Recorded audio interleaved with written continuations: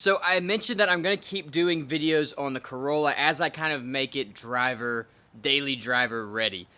It is pretty much ready. I've been driving it around town and it drives pretty great, but there's a few issues that I'm going to address that I just want to dial in to make it really, really great to drive. And the first of those issues is going to be suspension, and then we'll get into interior in a separate video. There's still some interior stuff that I want to clean up, that I want to make better. I've got a actual sound deadening sponsor that is going to help kind of make it a little bit quieter in there. I'm excited to show you guys that product. I think it's going to be really cool. But in this video, we're going to be tuning the suspension. And when I say tuning, it's pretty rough tuning, but tuning nonetheless. I've been driving the car around for about a month, I guess, on the suspension setup that I've got, and there's a few issues that I have. The first issue that we're going to tackle is the rear of the car. I just need to raise it up a little bit. I'll show you guys how I'm going to do that. And then the second issue is the front of the car. The front struts are noisy, and it's because I couldn't get the shocks tightened all the way down with them in the car. So we're going to pull those out today, and we'll tighten everything down, put it all back together, and the car should drive really great. I'll take you guys on a ride so we can listen for noise, make sure there are none, and then pitch it around a few corners and see what it does. Another thing that I don't have are front turn signals. So I've been using my hand just like one of these, you know. And so I'm going to throw the turn signals on as well. They're in the old bumper, and I'm just going to throw those down on the front so that I'm legal and can use my lights instead of my arm, because it's kind of inconvenient when it's raining. Anyway, first thing we got to do is get this car off the ground so that we can take a look at the suspension stuff and I can show you guys what's actually happening.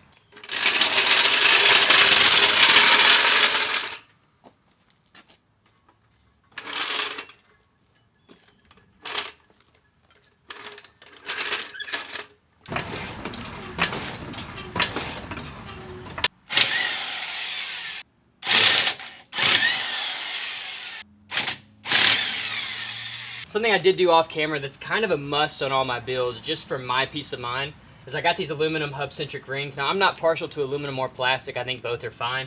But basically, this just allows you to get the wheel centered every single time. So a lot of times, you know, people would just use the lug nuts because they're kind of this acorn shape, and that does center the wheel well. But for me, I had a car when I was in high school where it wasn't centered completely, and it broke the lugs while I was driving, and that was enough. So now every time I get a set of wheels, I measure this diameter, I measure the diameter inside the wheel, and I order a set of rings to fit that. They're only like 15 bucks, and for me, it's 100% worth it. You never have to think about if your tire's centered. It just is. It has to be. So I definitely recommend that if you're doing stuff like this, especially with how wide these wheels are. I want them to be perfectly centered every time. And it shows going 75 down the interstate, this thing doesn't wobble or anything. We are going to go ahead and kind of freshen all this up while we're in here because it just looks really bad. But the main culprit is this block underneath the axle. We're going to pull that off. We're going to modify the plate just a little bit, and then we'll put in a taller or shorter block, however you want to look at it. Basically, we're going to raise the car up an inch, which probably is a little bit too much, but I'd rather go too much and then dial it down rather than, you know, too little and have to do it again.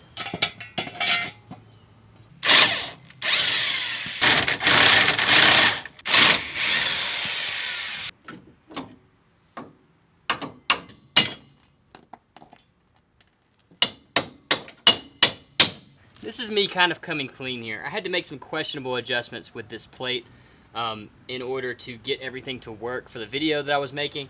And one of the things I made was this open slot, and I thought, it'll probably stay. Well, it doesn't, not at all. So I'm gonna close that up with some more plate and kind of fix these slots a little bit.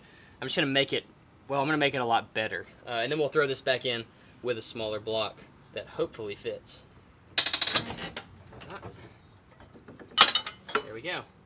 Old block out.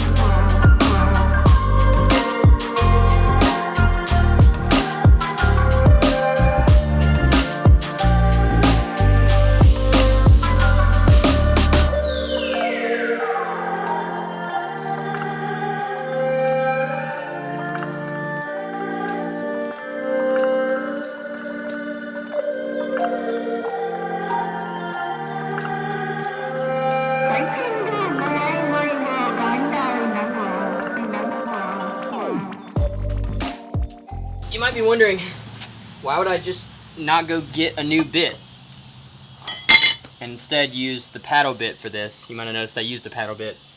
Well, a lot of times when I'm working on these videos, I'm watching my kids, so like, it'll be like during nap time or something. And that's the case today. My son is napping, so I'm kind of like relegated to the house, you know? I just have to use what I have, and you know, I think it worked. I did it on both sides, and I really think it's gonna be snug, but I think it's gonna work.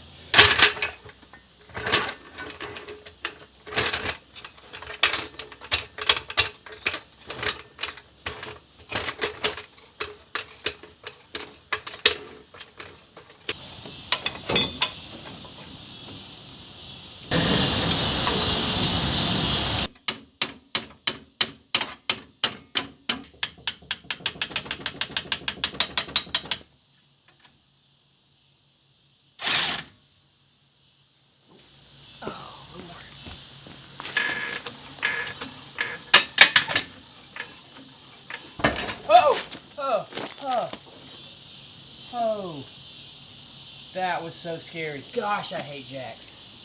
Oh, I hate them. Everything about them. I hate everything about them. More stands. Alright, everybody that just saw that. First of all, I suck at jack stands. Second of all, I hate them. Third of all, if you want to do me a favor, go to Quick Jack's Instagram, Facebook, whatever they use, all of it, and say, hey, go send Bill a pair of Quick Jacks. That would be great. I'm sure he'll promote you, because I will. This is awful. That was so scary, man. Oh, that would have done so much damage. Alright. The problem is, when you jack a car up, you're supposed to have smooth pavement for the jack to roll. Well, if your pavement's not smooth, your jack stops rolling. And then stuff starts falling. And I don't have smooth pavement anywhere in this whole compound. So, I think we're okay. Got 2 jack stands. Hopefully catch it before it kills me. But yeah, it will be so helpful. Just give back Quick Jacks a quick message. Tell them about the channel. Tell them how much I need something to lift my cars. It'd be great. So, yesterday didn't go so well. As you can see, it's a new day, and this is still not put together. And I was going to show you all of the footage of me struggling with this for like 2 hours, maybe 3, I don't know. Way too long. But instead, I have compiled something that I call the 10 phases of built frustration. Enjoy.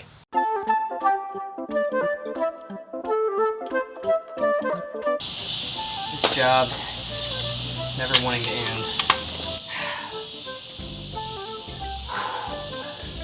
Getting frustrated. It's getting dark, and I'm still working on these leaf springs. Can't believe that, man. That is so frustrating.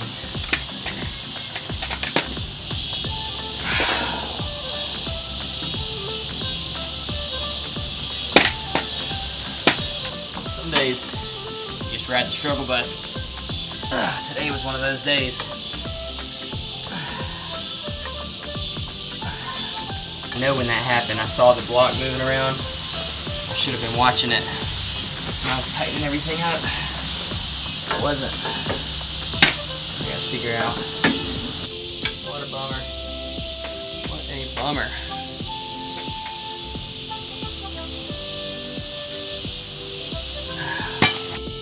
Just needs space.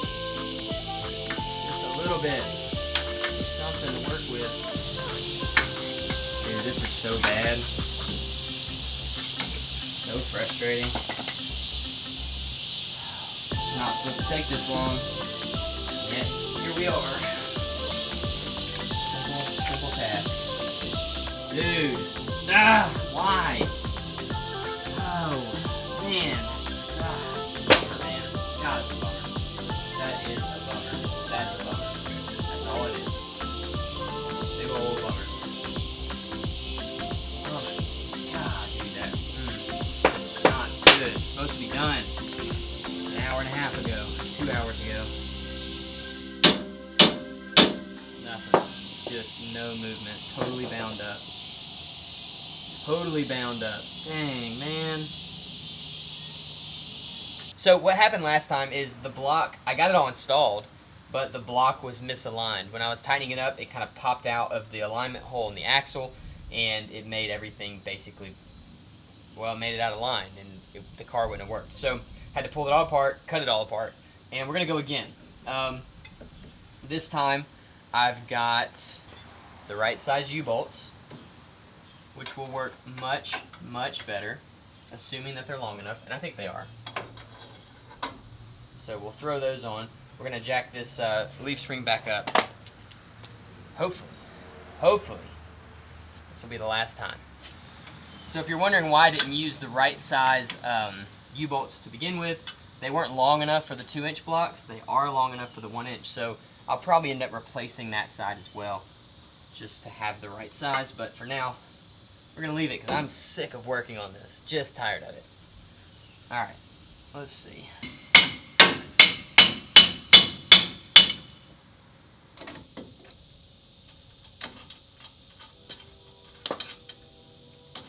So I did this on the other side, but I didn't really explain it. All I'm doing is I'm going to quickly knock the dirt off of this brake drum and then all inside of here.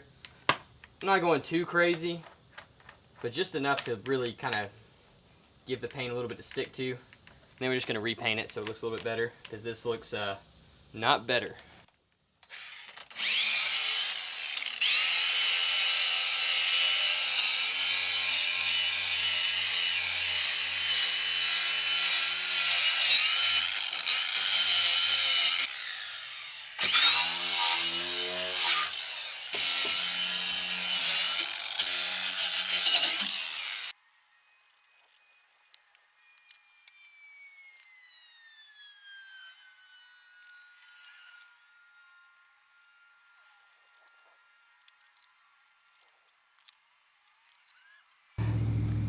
So happy to be putting this wheel back on. You notice I didn't use a hub-centric ring on this side, and that's because I can't find it, so we're gonna have to go. This is the only wheel that doesn't have one. Like I said, I'm sure it's fine. I'm tightening them up correctly, but when I find it after I clean my garage up, I'll put it on there. I imagine it's been lost. The MG is taken apart in my garage right now, and a lot of parts taking up space in there, so I'm not okay with scrubbing.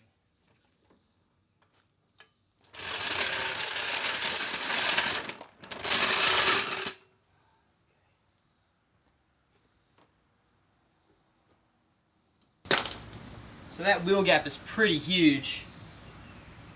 I don't know if, like, when you do springs or coilovers, it takes time for them to settle. That doesn't really make sense to me in this case, but I'll drive it around like this and see if it settles down a little bit. If not, we're definitely going to have to do something, because it's just too high, in my opinion. So I actually really like the setup on the front of the car. I like the height and everything, but there is a pretty serious problem. Well, there's two. One I knew about. The other kind of showed up as I started driving. But this is what we're looking at. So first, these washers just aren't big enough. So I picked up some bigger washers that, now that I look at these, I don't know if the hole in them is big enough, but we can drill that out. Either way, I picked up some bigger washers to put on here. and I'm probably going to tack them in place just to kind of strengthen up that area where I've done so much cutting. So we're going to do that and get that sorted. Not that big of a deal, but the big deal is that these things are making a lot of noise, and as you can see, that bolt is not on there very far. So something's keeping it from tightening down all the way. These are really hard to tighten. There's like a nut like underneath there that you have to hold and then tighten the top. I didn't like that, so I cut a flathead into the top of the shock so I can hold it with a flathead screwdriver and turn it with a wrench, kind of similar to what you would see with like a Torx end or whatever.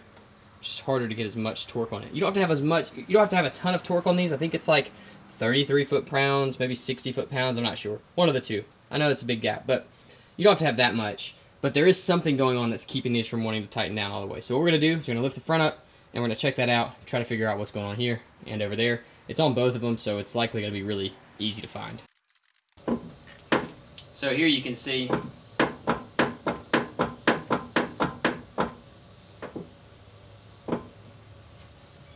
something is pushing a little spacer up. So what I'm going to do is trim this little spacer down on this end. If you're new to this channel, then you may not know that I built the suspension for my Corolla off of 3 different generations worth of parts. So the original kind of spindle strut assembly is from the 79. The shock is from a 1 generation newer, and then the top hats are from the AE86. So lots of different parts working together, so there's been a good bit of modification to get it to work. I think this is going to be the last one, which is really cool. If you're also new to the channel and the MG didn't bring you, you'll notice all these parts. I have an MG GT that I'm building. It's going to be really wild, and right now we're working on that. Little hint for you guys that are watching this video and also interested in that build, we had to pull the engine out. So more on that in tomorrow's episode.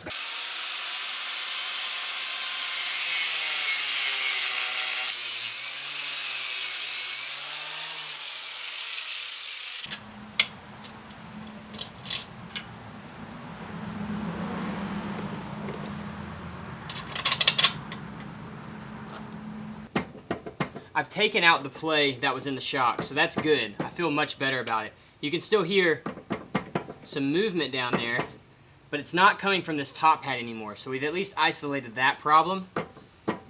Now we're getting movement somewhere else. Now, I can't tell if the sound is just because the suspension's unloaded. Like maybe that'll go away in actual driving, but I can't see anything moving under there either. So what I'm going to do is we're going to finish these washers off. I've got to sand down these. I've just been running them on a belt sander to flatten the sides. Throw them on, and then we'll do the same on the other side. And yeah, and then I guess we'll drive it and see what it sounds like.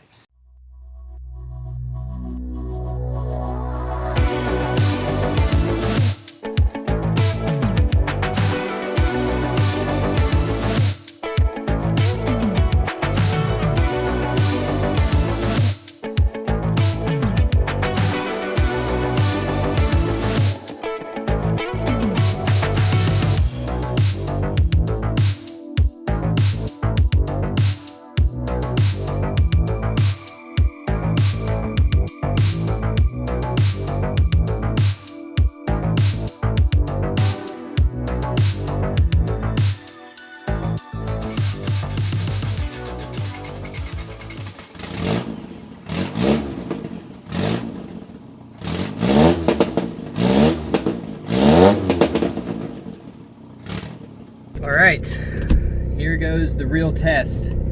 Did what we do actually do anything? It's very hot in here, very sweaty. The AC obviously doesn't work. That's another thing we're gonna have to do to make this an actual daily driver. I can't do it without the AC. It's just too hot in Alabama. Here's the real test. Do we hear noises over these bumps in my driveway?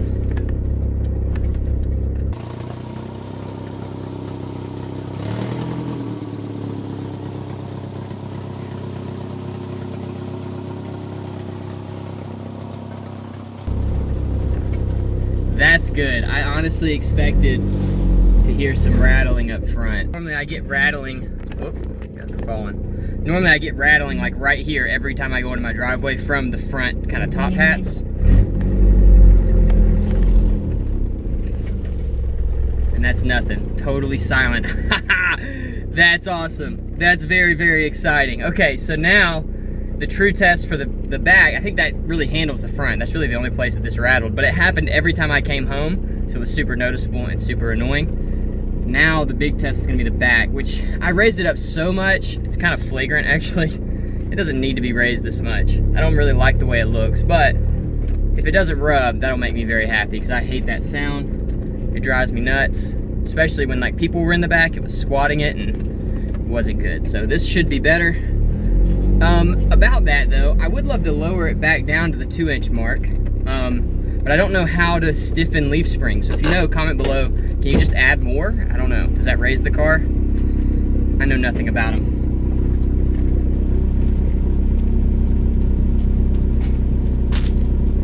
Let's go for a drive.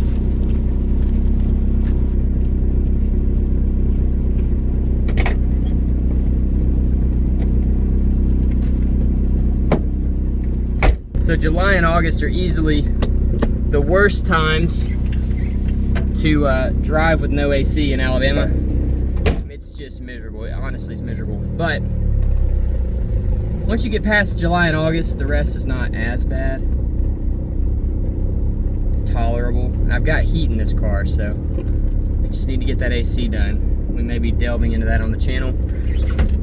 Still haven't gotten that mounted yet. Okay. Nothing there.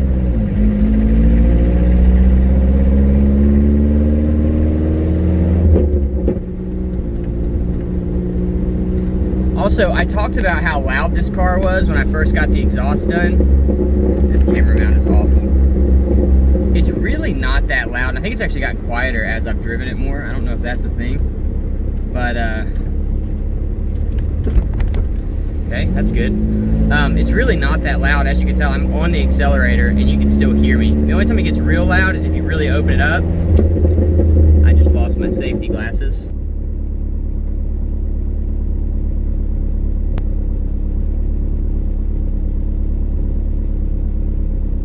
These things are pretty legit. They just fell off of my car at speed and they're fine. All right, here we go. Time to test. Anyway, like if you really get on it, it's kind of hard to hear me. A little bit loud, but still not that bad. Really not bad at all. And then if you're just cruising, I mean, you can't even really hear the exhaust. This engine is so quiet. All right, so we're coming up on a place where I scrub 100% of the time. So we'll see, does it do it? 3, 2, 1. Nothing. Ah, I love that sound. The sound of silence, beautiful.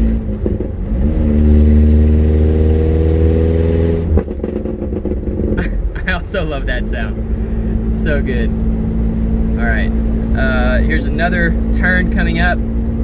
Literally always scrub on this turn as well. I've never hit it with any sort of speed, so we're gonna hit it at about 30 miles an hour, 25 maybe. And nothing, that's good. All right. You can see the headliner behind me, how rough it looks. We're gonna be addressing that in the next Corolla video. So I'll do some interior modification, and that's gonna be one of them, is figuring out how we wanna tackle the headliner. A lot of people said just recover it, but these old cars they're not like new cars. So new cars, you just pull the old headliner out, pull off the material, glue more material on, done, it's easy.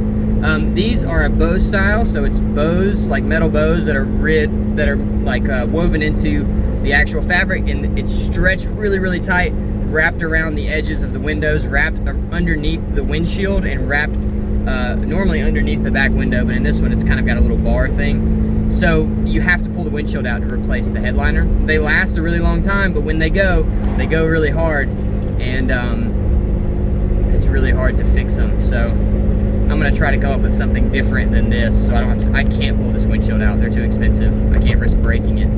Another spot coming up right there. No scrubbing. I think that our scrubbing issue is solved, and that is so exciting.